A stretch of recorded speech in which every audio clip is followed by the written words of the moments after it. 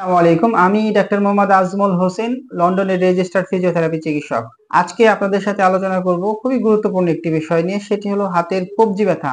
আমরা অনেকেই এই ব্যথাতে ভুগে থাকি। তাহলে চলুন আমরা জেনে নেই এই ভিডিওর মাধ্যমে হাতের কবজি ব্যথার মূল যে কারণগুলো রয়েছে সেই কারণগুলো। আপনার কি হাতে কবজি ব্যথা হচ্ছে? এর পেছনে লুকিয়ে আছে 5টি সাধারণ কারণ। তো চলুন এই ভিডিওর মাধ্যমে আমরা জেনে নেই এর 5টি সাধারণ কারণসমূহ। প্রথম যে কারণটি রয়েছে সেটি হলো কার্পাল টানেল সিনড্রোম। আমরা যারা দীর্ঘদিন বেশি টাইপিং করি, বিশেষ করে কম্পিউটার টাইপিং, মোবাইল অথবা মাউস ইউজ করে থাকি, তাদের মূলত এই কার্পাল টানেল সিনড্রোমের সম্ভাবনা রয়েছে। এর ফলে অনেকের নার্ভে বা অনেকের হাতে আমরা যেটাকে বলি অবশ অবশ বা ঝিমঝিম ভাব এর অনুভূতি তৈরি হতে পারে। দ্বিতীয় যে কারণটি রয়েছে সেটি হলো টেন্ডিনাইটিস। কবজির টেন্ডনে ইনফ্লামেশন হলে ব্যথা বেড়ে যায় এবং অতিরিক্ত কাজের ফলে এই ব্যথাটি আরো বৃদ্ধি পায়।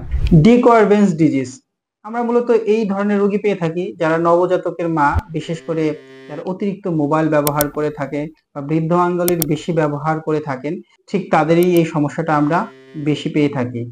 বিশেষ করে বৃদ্ধ আঙ্গুল নাড়ালেই কবজিতে এই ধরনের ব্যথা অনুভব হয়।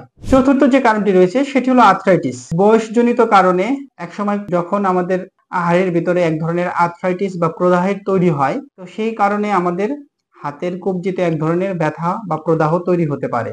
বয়সজনিত কারণে বা অটো ইমিউনি ডিজিজের কারণে হাতের কবজিতে অনেক সময় ব্যথা বেড়ে ফুলে যেতে পারে বা হাতের কবজি শক্ত হয়ে যেতে পারে।